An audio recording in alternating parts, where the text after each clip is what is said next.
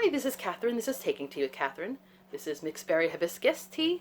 Very nice, kind of fruity tea. Smells really good. Smells like a tea room that I used to go to over a decade ago that closed. Close to a decade ago. It was down in St. Mark's Place in Manhattan, and it was so cute and just had a very kind of, like a berry kind of fruity smell to it for some reason. And so when I smell it, I think of that place. But it's sad. Not every place lasts, It was called Sympathy for the Kettle, which was great. Except for the fact that some people would get mixed up between it and Tea and Sympathy and end up... They're like both downtown-ish, but the opposite side, west-east side. So it was, that happened sometimes to cause confusion. Not for me, because I knew the difference. But anyway, this is a very nice tea. And, I thought I'd do a combination Friday reads and updates and a haul, because why not, right? It's not anything I think that I bought in the past week or so, maybe the past months or so that I just haven't included, or I don't think I've included. Maybe one of them or two of them might be repeats, but, I'm not going to keep perfect track of anything right now. My reading right now has been slower. In the beginning of March, I was full steam ahead, reading really fast, finishing really fast, and still enjoying, though. Not like just speed reading and forgetting everything. Like, I really loved the books I was reading. And then suddenly, by the second week, I was slowing down a little bit. In the third week, I'm reading. Every day I'm reading and enjoying. I finished one book, which I'll show you in a moment, but I'm not really making as much progress as I'd like. And not just because I'm reading a bunch of books at once, because I do that anyway. It just feels a little frustrating. I do feel like I'm a little off right now. I sometimes, in my own personal, off of my game, as they call it, there's a lot of different things that I'm either procrastinating on or just having difficulty doing. Like, there's a lot of different phone calls I need to make, appointments and errands and stuff that I need to do over the phone. I can do phone calls, but I can do it so rarely that I have to, allot myself time and energy to do so. I'm not talking about the occasional phone call I make to a friend, or while I'm in my office and I need to just pick up the phone, call someone. I'm just calling people I don't know to ask about something, or calling to make an appointment about something. Takes everything I have to do. So I think that has sort of gotten in the way. There was a phone call that I've been trying to take care of for a long time, and it might be too late, actually. It's airline related. But I've been trying because I've been trying to go through the website, and then I've been trying to get through, but it just puts me on hold. So as of yesterday, I was on hold for 2 hours, and then it just hung up on me. So I was like, this is why I stopped being a travel agent many, many years ago. But so it's like everything that I need to do. When it becomes my time to arrange an appointment for vaccine. I don't know what I'm going to do. I mean, I'll do it because I really want to do that and get it over with already, and get back to some form of something. But yeah, so I think that kind of stress sort of slowed me down a little bit. And also, I had moved some things. I usually keep certain things in a certain place, but I had one or two mugs sitting out on a counter, and my cats never go in that spot. But because things are all jumbled up right now with the work being done, that is taking a million years to get done, one of my cats knocked over one of the mugs and chipped it. I'm going to repurpose it, but I'm not probably going to use it to drink from because it's just too visibly chipped, not just like a tiny one, like it's a chunky chip. And I was just so upset about that. And the same day that happened, I knocked over a soap dish that I've had forever and broke it in half, but nevertheless. So I've been a little... not great, not horrible, but not great. Anyway, so let's get into, let's not dwell on my little sad week or so. And let's get into the books.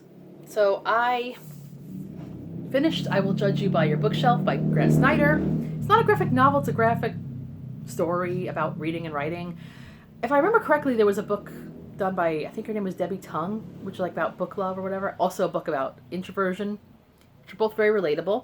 So I think this is almost there, but I just didn't feel, and I don't think it's just because of my current mood. I think, because I started it as I was in my on a roll mode.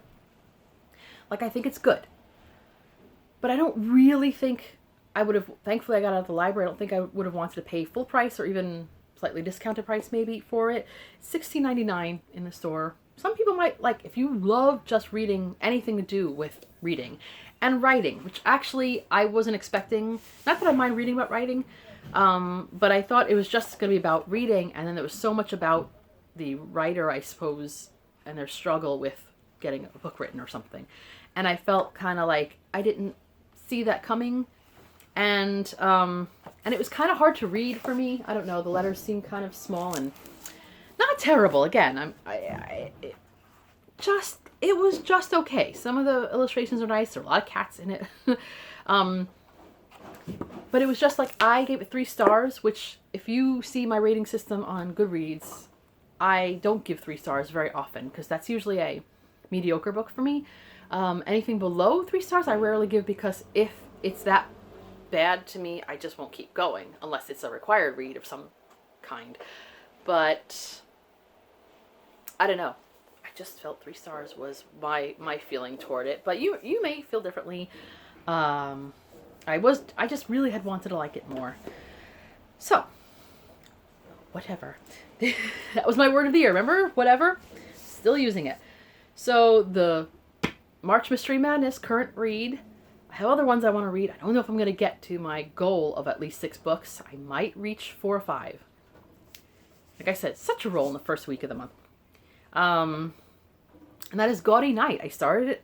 I should say I started again, because years ago I started it, and then I think I had to take it back to the library or some thing like that. I'm up to page, let's see, 166 out of, in this edition, 556. So I have a ways to go, but it's a good story. When did I start this? Like 2 days ago, I think. So I mean, it's not terribly slow, but not as fast as I'd like it to be. It's about Harriet Vane, and now I read it out of order. I hope it's not spoilery in terms of plot. It might be spoilery in terms of relationships, if you really care for following relationships in any book series, or if you call this a series, I don't know. Dorothy Sayers, the writer of Gaudy Night, is most well known for her Lord Peter Whimsy novels, detective stories. He is like not a professional detective, he's just called on, and he's pretty well off. I don't even know if he gets paid to help them out, but he is just a good detective. And good story. It has like that feeling of almost Jeeves and Wooster without being too much like that. Because he's not quite as clueless as Bertie Wooster. Wooster?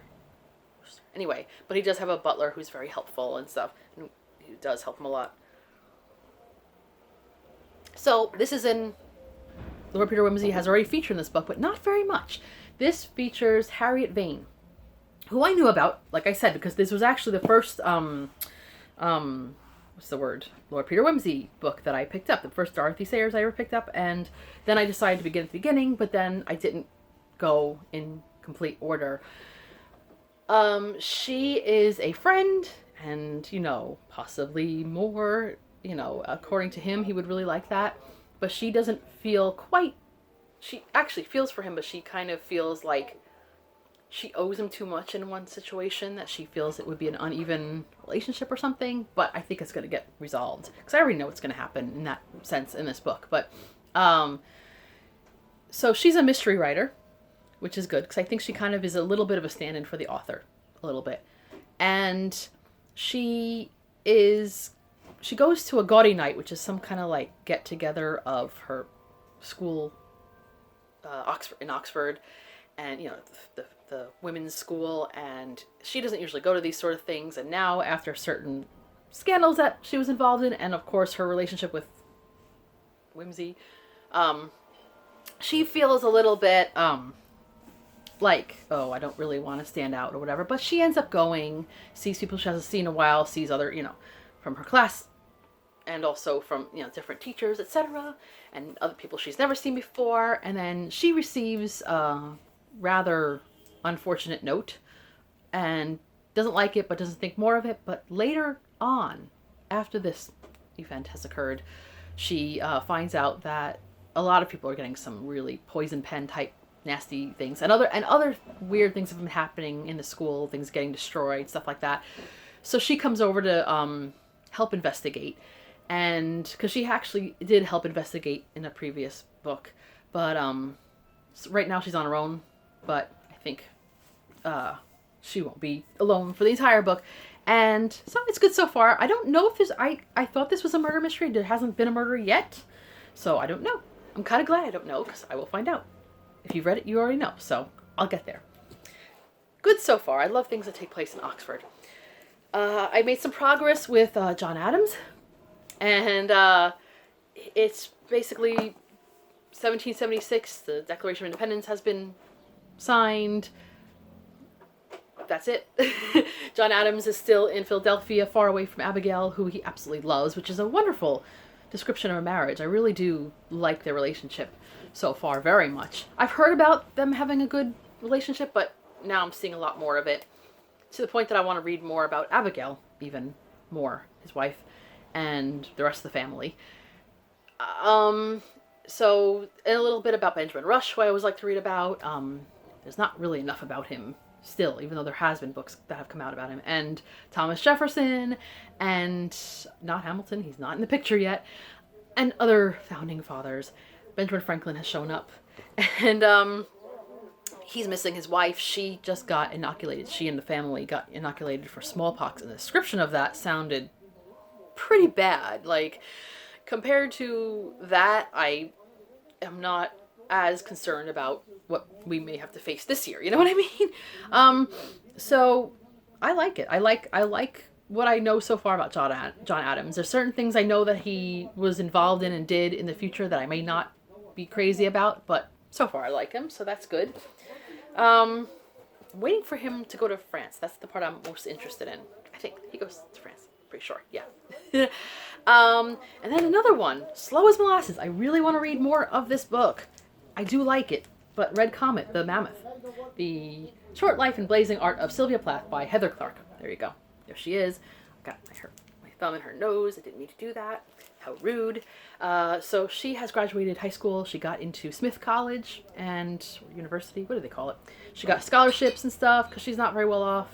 But she doesn't quite, she's not able to do all the things a lot of her people her age are able to do, because a lot of people around her were pretty well off. So she's had to work pretty hard, and she works very hard. She is very scholarly and also writes a lot of short stories and poems and stuff like that. She's very driven in that way. So that's where we're at with her. I want to get further. I want to keep going, and I just don't know why it's taking me so long. Well, actually, I know why it's going. I'm in the funk. What can I say? So I should just stop with there and not plan to pick up anything else. I haven't really been reading much of my Eleanor of Aquitaine or anything else. But I think I may try, because, when they say you're slowing down a little bit in reading, maybe you have to read something a little bit simpler or quick that might just jumpstart you or something. Because these books are all good, but they're all kind of ponderous, even Gaudy Night. So I'm thinking this weekend I might start with, sorry if you hear them doing recycling out there, what can you do? Oh, hey, Janie. Anyway, I don't know if you'll see her on the camera, but I decided to go for my middle grade march sometime this weekend, and that's the Pages and Code, Lost Fairy Tales by Anna James. Anna James, yes. I read the first one and really liked it, and hopefully I'll like the second one. And, the writing is a bit bigger. It should be a quicker read for me. That might just move me in a way that I haven't been moved recently. I don't know. So that's my reading this week, and hopefully coming up, maybe I will finish something, or maybe I'll make really good progress. That would be great, right? So I'm going to show you some books that are somewhat recent hauls. I didn't go to Bookoff last weekend or the weekend before, or not weekend. During the week I go. But I don't know why I keep saying weekend. What do you think, Jane? She's not on the camera, but she's like right here next to me. It's too bad I can't. Oh, no. Anyway, I also tried to clip one of my cat's nails with a new nail clipper, and it was not very successful. So I don't know if I'll ever be able to hold her or Freddie down. Anyway, but these are books that I've bought. I think they're all Bookoff books, and I just don't think I've shown them to you, and if I have, well, you'll see one or two again. This is one I may have shown you. I feel like I may have. But whatever. This is Angela Thurkel's High Rising. And it's a Virago modern classic. It's not like the ones I have already, which are the old-fashioned, not that old-fashioned, but the green ones, the dark green ones. I have a whole bunch of those, which I really got to get into as well. This is, I think, the first of her, what's the word? I think this is the first of her kind of Barsetshire-related novels, which are sort of a continuation of Anthony Trollope's books. So, I feel like I've mentioned this before, but whatever. So I am in the next to last book of Anthony Trollope, so when I finish the last Chronicles of Barset, I'm talking about of that series, then I can start this one. Or not, I might just go right into the Pallisers, who knows? But it's kind of cool, it's very wintry looking. So, but I don't think I'll be able to read it in the winter. It's like an apple with a big bite in it, so that's kind of fun. This one, I think, is Victorian, so I may read this in Victober. Trying to see where it says, yes, published 1847, so that's, yeah. And this is The Children of the New Forest by Frederick Marryat. Forward by Michael Rosen. When the orphaned Beverly children are driven from their home by Roundhead soldiers, so this is the 17th century, so it's also historical fiction, which I love. They have no idea where they will go or how they will survive, but taken in by their late father's gamekeeper Jacob, they learn to live a new life. So that's kind of cool. That's a time period that I don't read that much about. Well, I read history and historical novels, but not so much about just people of that time, other than royalty and Roundheads and stuff. The Roundheads were the people who, I guess, were Cromwell's people who were against the Cavaliers, that they call them? The Charles I people. Charles I ended up getting executed, and then there was a time period where there was no king, and it was just quite a different time. And then later on, Cromwell died. His son, I think, became the next, protectorate or whatever expression that was called. And no one really bought his leadership as effectual or whatever. So they brought in Charles' son, Charles II, and then Restoration, but we're not there yet. So, okay. This was one that not really my thing so much. I'm not into thrillers, but when I was I don't know if I told the story once before one of my trips to Texas, I think. I went to Barnes & Noble. I already had what I wanted to read for my trip, but sometimes I just go to Barnes & Noble for fun, and I thought, well, if I find something else, oh, I gave my cat a shock. I'm sorry, Janie. It's the problem at wintertime. I have a lot of static in my hair. It travels. Anyway, so I was like in the, near the mystery section, because I thought, maybe I will like a mystery. And, Georgia House of Representatives. Anyway, okay, I'll get to that in a minute. And I overheard a woman who worked at Barnes & Noble recommending a book by Tana French to, I think it might be this book, I could be wrong, to a customer. And I heard her talking about it, and I was like, okay, so that sounds like an interesting book, but I'm not going to buy that right now. So then later on, I was in that area, and the woman saw me, and she's like, oh, do you need help with anything? I was like, well, I think I'm good. I'm just looking around. I told her I was going on a trip, and she's like, oh, I know a book that you might like. And she showed me the same exact book. So I'm like, she's just pushing this book, which it might be a great book, but I'm still kind of like, it felt a little, like, don't push one book on everybody. I don't know. Lost a little bit of faith there. But it was kind of amusing, and maybe it's that good. So anyway, I think it's this one, but it's in the woods. So I think it's psychological suspense, it's called. A Dublin neighborhood. I have not read anything Irish, I don't think, in a while. So, I'm sure a lot of people have this month, but I did not. So, and I haven't read anything about Dublin in a while. I haven't been to Dublin in many years. Almost 18 years. Goodness. I'd like to go back, but not today. So I hope it's good. Like I said, I'm not into psychological thrillers that much, but who knows. This is a historical fiction book by Lucy Worsley I think it's a young adult book. It's very big words. This is Eliza Rose. I have another one of hers like this, but I also saw this at Bookoff. So this says, is this the same one I showed you? It might be, so I'm not even going to go into it. I know I showed you one of her books. It might have been this one, but there might be another one. There's two of them. I don't know where the other one is. But anyway, this is another one of those that takes place in Tudor court. So, it feels like deja vu, so I'm just going to stop there.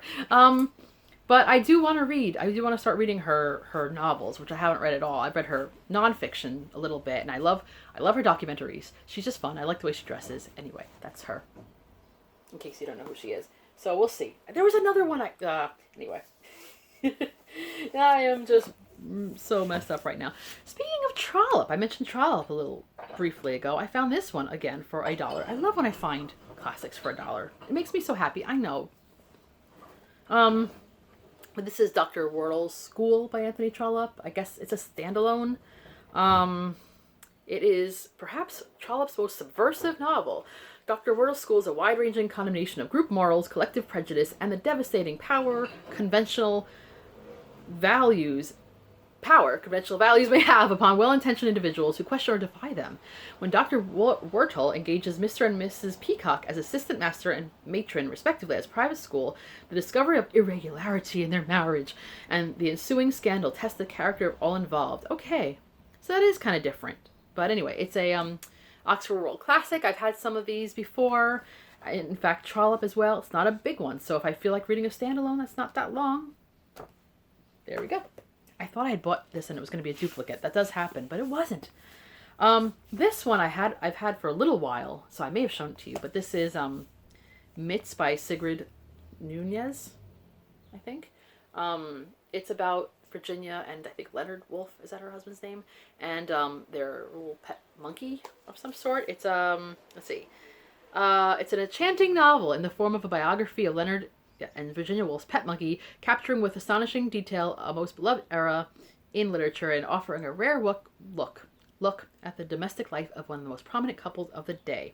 So it kind of sounds like fun. And it's kind of short, so it might be just, I do kind of like reading about Virginia Woolf. I like reading Virginia Woolf sometimes. I have to be in the mood. But I like her. I think so far I've liked her essays, nonfiction, more than her fiction. But we'll see. So for today, last but not least, I'm going to show you a novel that I don't know if I'm going to... Oh, by the way, just back in time, I know I keep going back and forth, but the reason why I suddenly said something about Georgia was because this book, In the Woods, just had a card in here by a representative from the Georgia House of Representatives. I don't know if it is someone... This must have come from Georgia or something. I don't know. Because, like, some things have previous tags on it. Like, this has... like an old tag in the back, stuff like that.